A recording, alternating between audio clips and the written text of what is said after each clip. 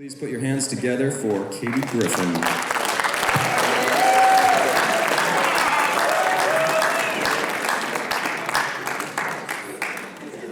Alrighty, can you hear me? Yes. Okay, thank you. My name is Katie Griffin, and my poem is called Fog in the Morning. I was inspired to write this when I was driving to school one morning, and everything was just really calm and peaceful, and it felt like everyone was just slowly waking up. So, fog in the morning, the earth's droopy eyes, snoozing for 5 more minutes, morning dew and gray skies. Stretching in bed, crawling out of my warm covers, messy hair on my head. Grab a cup of hot coffee, taking small sips, until the sun insists on rising and the fog lifts. That's it. Thank you.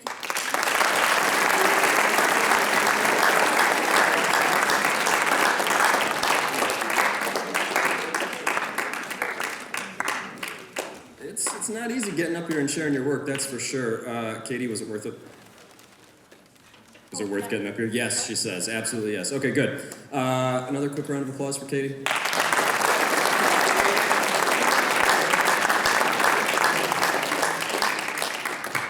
All right, we have a very special treat today. This might be the most special treat in Writers Expo history. I know we'd have to go back into the annals of time and see, but it would certainly be in the running.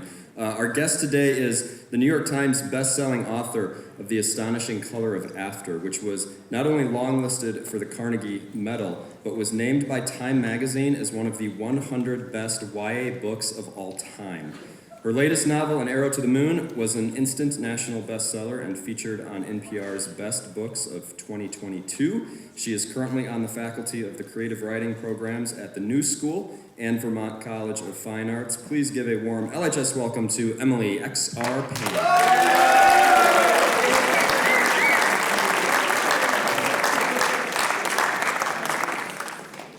All right, so if you were here last year, we did an interview with Melissa Albert, and we're going to do the same sort of thing with Emily today. We're going to start it off.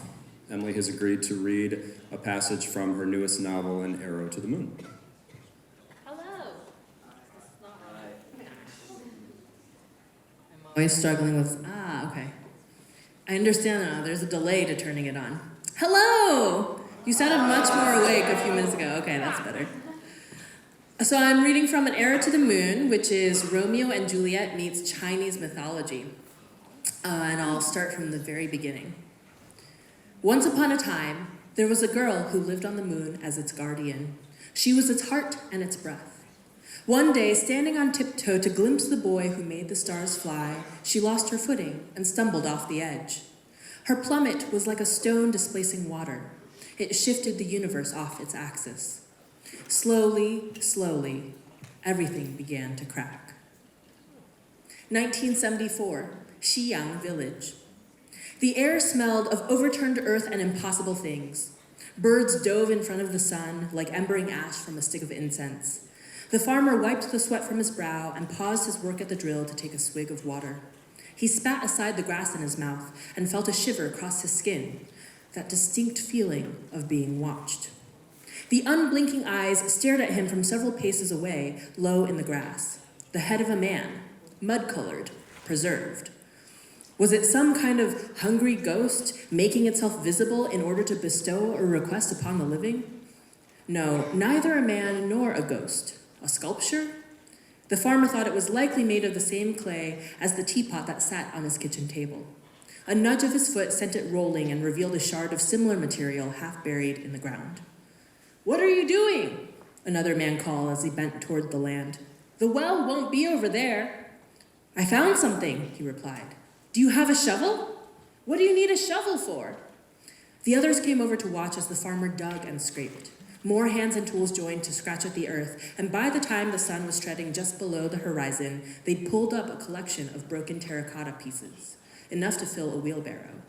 The men would take these to the nearest city to see what money could be gotten for them. Someone called out, "Look!"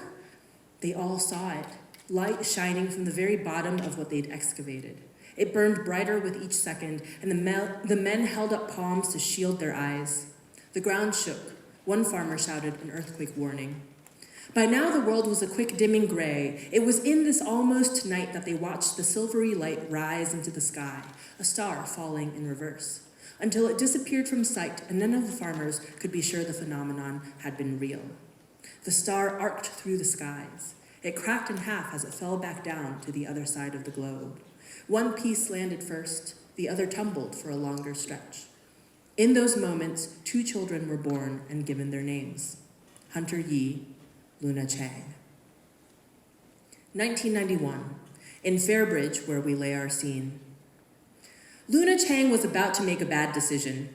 The door of the walkout basement yawned wide and the older kids were already pouring into the night, guppies who'd been flushed down the toilet, now finding their freedom. "What are you doing?" Luna said to no one specific. "There's a guy the next house over who's a senior at Fairbridge High. He's throwing a party," said one girl. "Like a real party?" said Luna. "Yeah." The girl hesitated. "Our shoes are upstairs, though." As if in response, a saxophone intro blared from above, followed by some auntie's microphone-enhanced vibrato. Luna hated these things. Her mother and father liked getting together with the other Mandarin-speaking members of their very white community, which, good for them, what she didn't get was why they had to drag her along. While the parents wailed out Chinese oldies on the sound system upstairs, all the kids, aged 4 through 18, were relegated to the basement. This was where the youngest ones wreaked havoc and broke the cue sticks of the miniature billiard set, where the teenagers were sullen-faced and sighing, and the oldest ones pretended not to have heard about one another's SAT scores from their parents. Luna used to have Roxy for company, but Roxy was away at college now. "We're celebrating the Mid-Autumn Festival," her father had said when Luna didn't want to go. He'd opened his face wide with exaggerated cheer. "There will be so many different types of mooncakes." And then he was wrong. There was only one kind, red bean, and they didn't even have salted egg yolks in them. This party sucked. Luna could stay here in this corner of this random auntie's house, watching awkward middle schoolers work at loops of string for Cat's Cradle, listening to the occasional exchange of jokes that weren't particularly funny, idly wondering about the people she didn't recognize and probably would never see again, or she could do something different. Her heart drummed in her ears. She was not a rule breaker.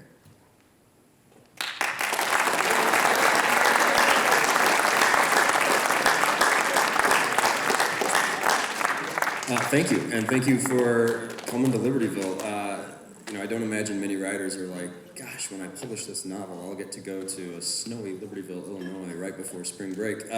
So maybe I'm curious about this question. Where else has your writing brought you that you would never have been able to go if it wasn't for your writing? Oh gosh, I mean, I've been able to go all over the States, but most excitingly, I've gone to Singapore twice for writing festivals, so that's been pretty cool. I definitely love getting to travel and getting to meet readers. Okay, so if you haven't guessed, right, we're doing the interview style thing here. We are going to get to audience questions as soon as we can, I promise. I do have a list of questions that 6th and 7th and 5th hour we haven't been able to get to yet that I promised students I would ask. So I'm going to get to those first, and then I'm going to have you guys ask questions. When we get there, just make sure you put your hand up really high and wave it even perhaps so that we can see you. But first, were you a good writer in school? Well, I like to think that I was a good writer in school. I think writing was something that I was always especially interested in.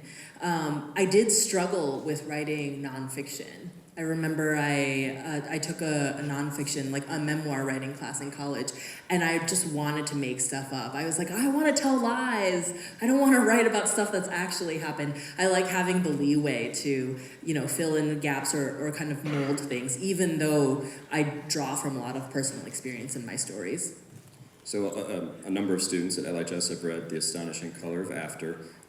In my class, we read Precious and The Tricks We Know. The Only Tricks We Know. The Only Tricks We Know, right. And then we read, the poem that you sent as well. And one of the debates we were having is whether or not you would consider yourself to be a writer of magical realism, or if it would be considered more fantasy.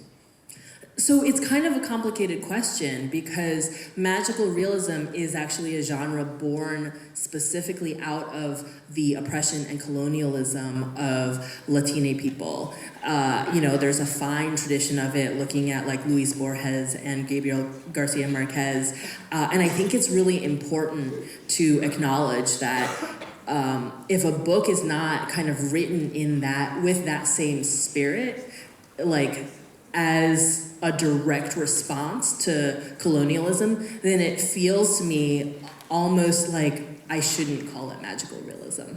And so, I end up my books tend to be weird. Like everything I write has a little bit of magic or something, unusual baked into the world as we know it. I tend to describe it as like contemporary with magical elements, or, I think Barnes & Noble shelves it as fantasy. Every bookstore kind of has a different approach to it.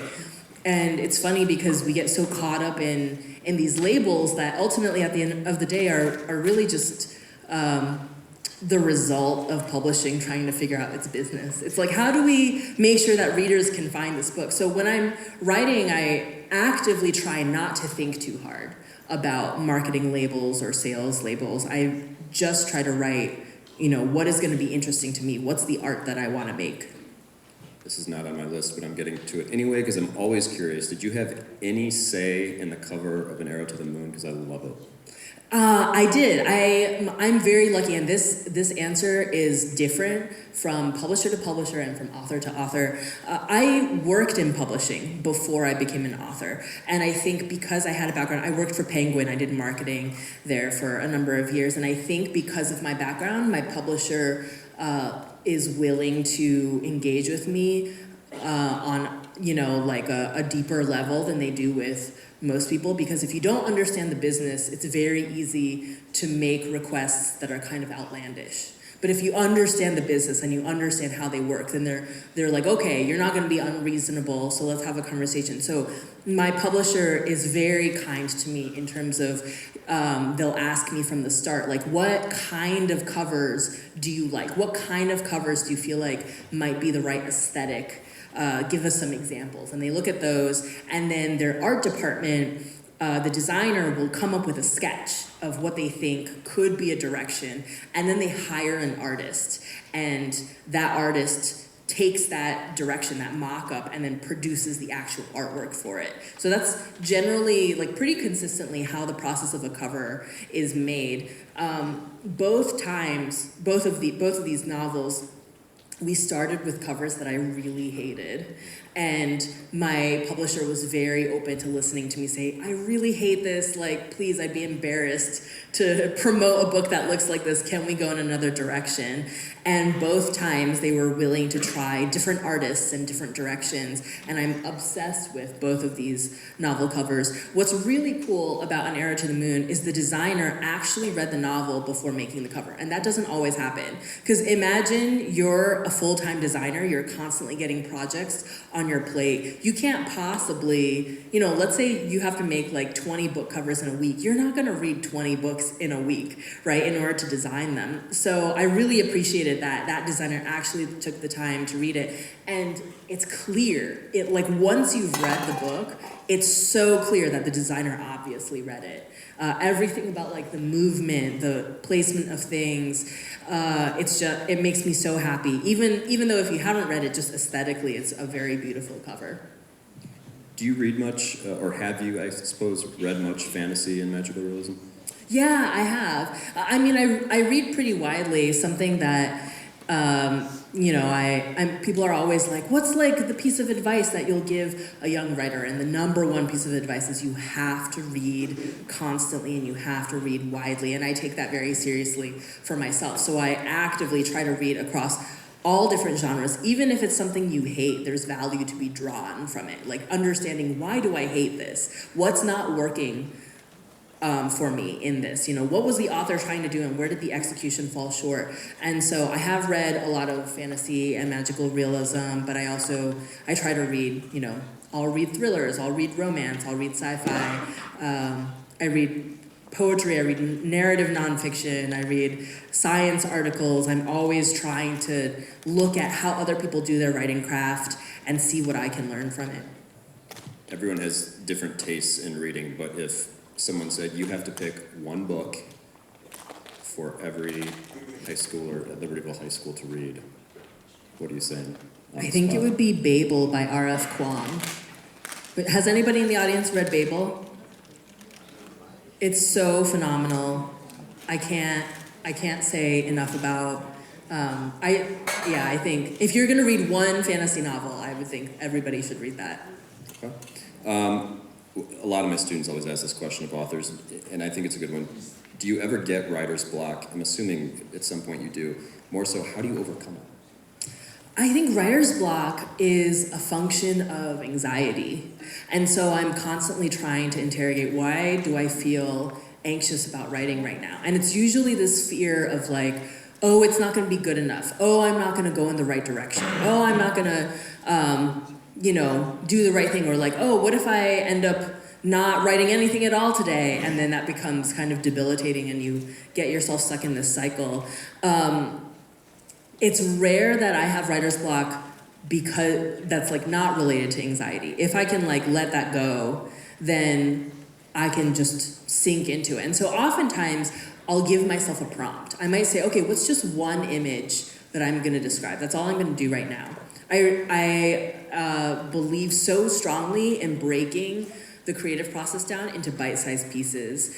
If you think, for example, about like the Great Wall of China and how giant it is, it's so sprawling, it's overwhelming to think about laying all of those bricks, all of those stones, cutting them, assembling them. All I can think about is what's immediately in front of me. So I'm not laying an entire path today, I'm just laying the next few bricks. And that's how I have to think about writing. And so I try to give myself prompts that really make it manageable. I'm just going to write this one scene, this one conflict, this one conversation. If I am still having trouble getting into flow state, I actually have a practice of writing longhand. So I have a notebook that is dedicated to each novel that I'm working on. And I purposely allow myself to be disorganized with this notebook. So it might have like me journaling questions about that I'm trying to work through. It might have free writing in it. It might have actual chapters in it. It might have doodles that are related to the novel. It might have like kind of miniature outlines of certain scenes in it. But it's just a notebook that's meant to be messy, that's devoted to helping my brain ease into the creative process. And so oftentimes, if I'm feeling stuck, I will ask myself the question, why am I feeling stuck? And I literally journal like I'm having a conversation with myself, and I do it longhand because you access a different part of your brain when you're writing longhand versus when you're typing. And that often allows me to free myself up. And the fact that I'm allowed to be as messy and disorganized as I want in this notebook takes all pressure off, right? Like when you have the blank page, you're like, oh, I need to fill this page with genius. How am I gonna do that? But when you have a notebook it's all just like scratch paper, then it takes away the pressure. So I'll fill that notebook and I'll journal until I have inspiration that strikes, and maybe I'll start writing a line of dialogue, a line of description, and then when I feel that starting to flow, then I switch to the computer. Or like I'll type up what I've just written and use that as a kind of like launch point, and I'll revise what I've written longhand or whatever. But I have this practice of going back and forth to kind of shake things free. I'm realizing now this next one might be kind of the opposite of that. One of my sophomores, Aryaman, wanted to know, so at what point or how do you know when you've gotten to the point when you're like, okay, this story is complete? It's so hard to know that, especially with earlier projects. With The Astonishing Color of After, I always am kind of bemused by how much people love it, because when I finished the book, I didn't know if it was done or not. I didn't know if it was good or not. I didn't know how I felt about it. I was overwhelmed by it. I was tired of it. I had been editing it nonstop, so many different ways for so long, and I kind of didn't know what to think of it. And I just trusted my editor and trusted my agent and trusted my friends, and I was like, okay, I'm releasing this out into the world. And sometimes that's the reality. Like, you don't know. You could edit something forever. And when I reread it last year for fun, I actually read the entire book out loud to a friend. And I was cringing on every page. There's so many things about it that I would change. I think it's too long. I would actually make it shorter now. And you grow as an artist, and sometimes there are certain projects that you don't know yourself what to think of them. In contrast, An Arrow to the Moon is the first time in my life where I had a creative vision that I set out with. It was a very specific vision, and I actually arrived at that vision. It's so rare. If you've ever tried to create anything, you try to draw a picture, you try to bake a cake, you have a very specific idea in your mind of what the final result will look like. It's so rare that you actually end up exactly at what you imagine. And so I'm fiercely proud of the process that I took with An Arrow to the Moon, because I resisted, like my editor tried to tell me the book was close to being done a few years before it actually was done. And I was like, no, she's wrong. I know that she's wrong. And it became this thing of, Arrow is where I really learned to trust myself as a creative. And I think the satisfaction of arriving at a place where I'm like, this is in fact exactly what I set out to create. That's so rare, but you know that it's done because every word feels right. And that's it feels like a frustrating thing to share, because I think it really is so rare to get to that point, but you just have to keep working at it. Like if you're a writer, if you're trying to tell a story, look at it the way that you look at a book that you read in a library. You walk into a library, you walk into a bookstore, you pull a book off a shelf. What does it feel like when you're reading that book, right? Some books you're gonna be like, this is crap, I hate this. And some books you're gonna love. You have to apply that same critical lens to your own work. When you're writing, you kind of have to be able to wear three hats. There's the writer, the version of you that's putting out the work. There's the editor, the version of you that's like taking a scalpel to the work and being really precise about what you want it to be and sculpting it. And then there's the reader. Like you have to be able to remove yourself from the writer and editor version of yourself and try to read your work as if you were not the one who created it, and then you can evaluate it. And that's very hard to do, but you'll get there. I'm very curious about this next one. So in my sophomore class, we read the short story Precious. And if you guys are looking for maybe the shortest, I guess, work that you have out there, this story is really interesting. And the premise is really interesting, too, because now, were you approached by New York Times? Mm-hmm. Okay, so there's this archived photo of Chinese youths chasing sparrows from Summer Palace in Beijing. And that was like the impetus for the story, the inspiration. And my student Riley wanted to know, and I echo this question, how did you go from that photo to the situation that the protagonist finds herself in? And maybe we need to set up what the situation is, but yeah, how did that happen? I think, what happened was the New York Times came to me and asked, we're in the process of digitizing all of these film photos from all of these decades, and we're doing a project where we ask writers to create a short story based off of one of these photographs. So they gave me a few photographs to pick from, and that was the one that was the most interesting to me because it was the weirdest. I wanted to write something weird.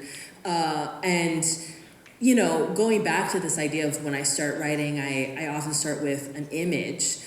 I thought to myself, what is happening in this photo? So the picture is like, these young people have they have like brooms and things up. They've got like, a piece of clothing raised up almost like a scarecrow. They're like trying to scatter these birds that I guess are being a nuisance. And it just looks very odd. It almost looks like some kind of ritual that they're doing, or and they have these like bright smiles on their faces. It's almost, if you think about it, as them, I don't know, making like an occult sacrifice of some sort or whatever, then it becomes really disturbing to be like, why are they smiling like that? And so that was the thought in my mind. And then I started by thinking, okay, well, what are these birds that they're scaring off, and what is this reaction? And then I don't know, it occurred to me that maybe the birds could be something kind of supernatural.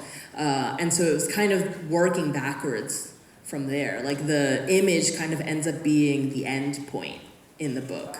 And yeah, I love writing based off of prompts like that because they'll surprise even me. And that's what I think is most interesting about writing. But I didn't have like a concrete idea in mind. I kind of just started with one image after another, and then it became this story about like a relationship. My personal recommendation is to go find the story online. Again, it's called Precious. And then when you get to the end of the story, think about what Emily's about to say. Do you consider it to be a happy ending, that story, or I don't even know how to categorize it. I consider it to be a happy ending. All right, so that's what I got. Any questions from all of you? Raise your hand up. Yeah, in the very back. I think you're gonna have to shout it out a little bit louder. I couldn't hear that.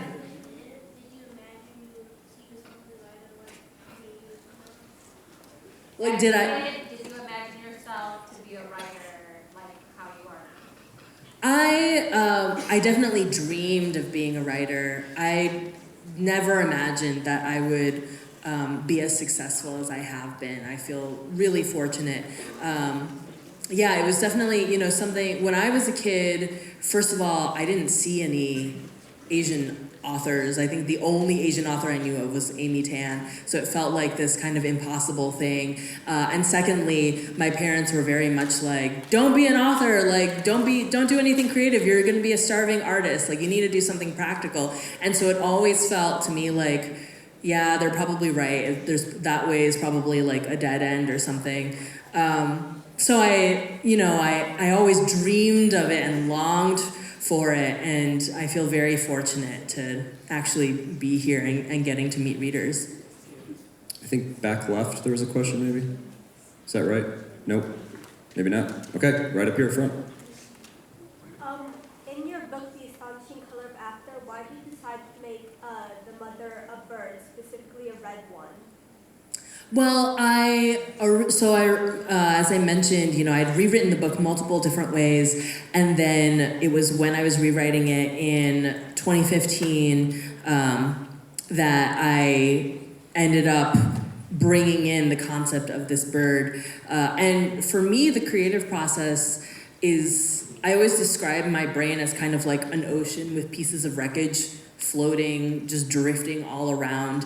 And what's interesting to me is when ideas that feel like they have nothing related to each other kind of come together and form a spark. So I had this moment of being like, oh, what if? I'd always wanted to write a story about somebody who turns into a bird, and I didn't know how that was going to manifest. I didn't know what age category it was going to be, if that would be like a picture book or something, or if it would be something silly. I had the thought of what if somebody turns into a bird, that idea gets merged together with this person who's grieving over the death of her mother. So that was how it first came about. And then the more I wrote, the more it made sense to me. My family is Buddhist, so the Buddhist ideas in the book come directly from my family. And, there's this thought of after somebody passes away, there's up to 49 days of limbo before they journey on to the next thing. And the next thing might be, reincarnation, or it might be the Buddhist equivalent of heaven or the Buddhist equivalent of hell.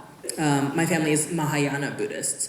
And so I was like, oh, it's interesting, this idea of of a bird specifically taking the place of this limbo. So imagine that you're in limbo, and what that limbo looks like is being a bird, where you kind of are close to accessing the heavens, but you are still tethered to the material world. The reason she's red is because red is a really important color in Chinese culture. It's both a lucky color, it's also like just a color that is used a lot in ritual, in traditions, but it's also obviously the color of blood. People associate red with death. And so that kind of became a logical manifestation. Once I started experimenting with it, it all just kind of made sense and fit together.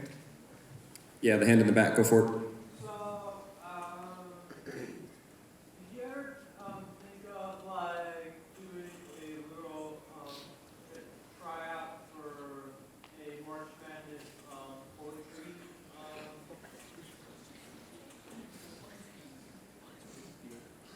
A tryout for what? You do write poetry, right? Yeah. So have you ever do like this thing called March Madness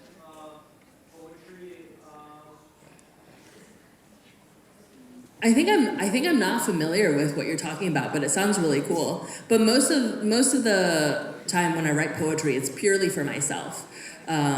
For a while, I was actually challenging myself to try to write like a poem a day, and it's a different way for me to play with words and for me to think about like, you know, how do I communicate when I have so few words? How do I capture an image or capture an idea? Okay, I want to make sure I'm looking everywhere here.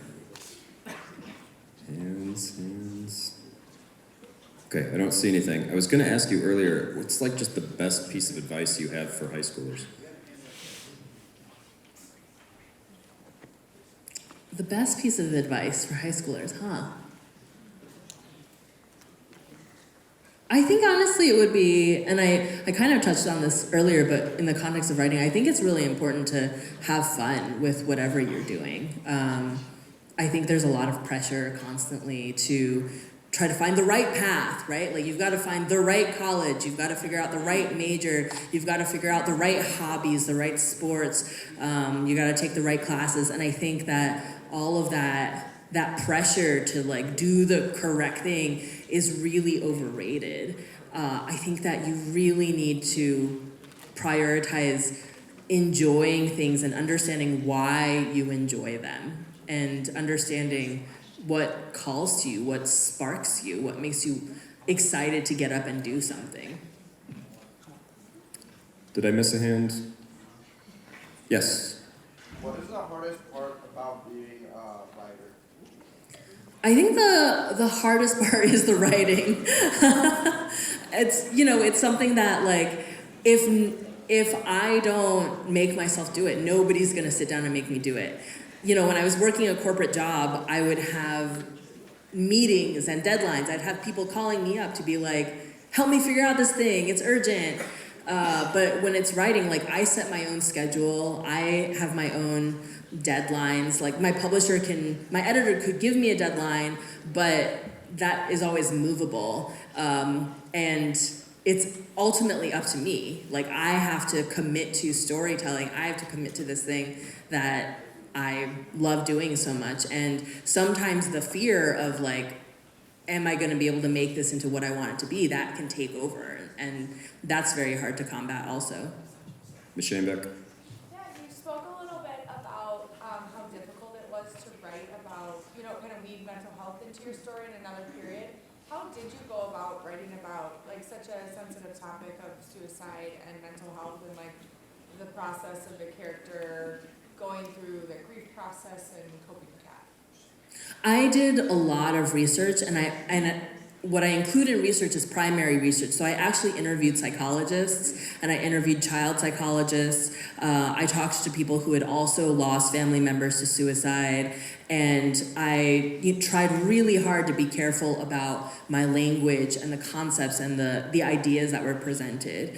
I wanted anything that might be like a problematic thought on the page to be unpacked for the reader. I wanted to address the stigma head on. So my characters they're also guilty of being affected by the stigma, and I address that directly. Like I present that as an example in the book of how people will realistically respond to things, but then try to unpack it so that people can start to understand, oh, this is why we need to talk about this and have these conversations.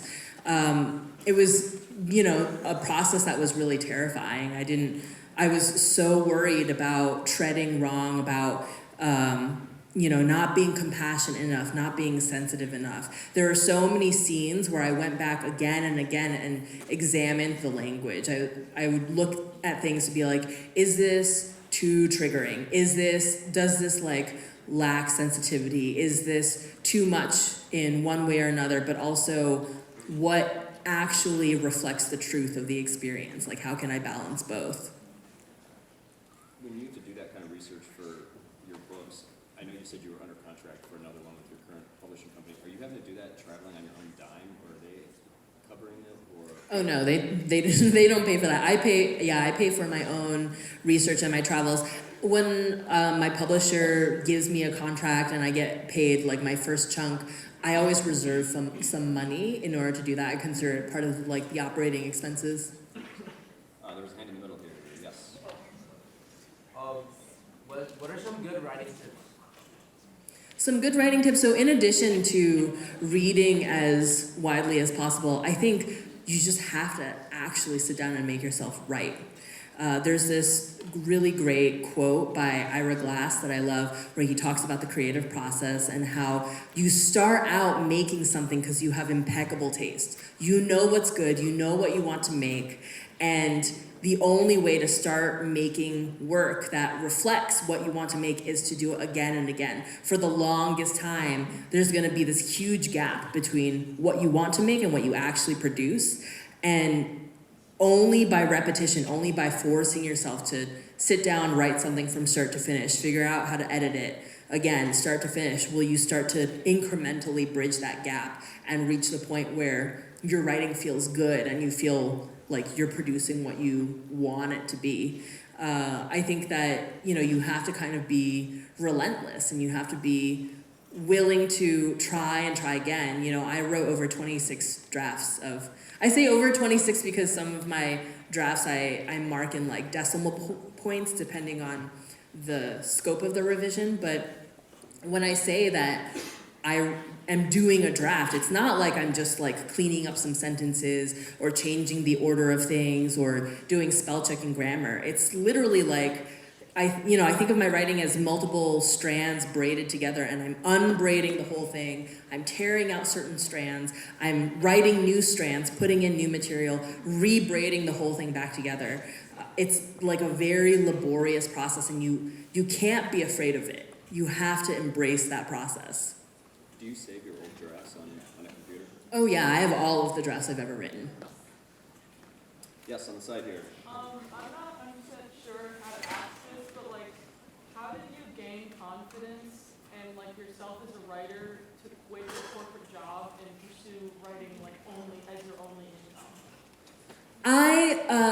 I did something that I don't recommend, which was I actually told my boss I was quitting my job before I even had an agent.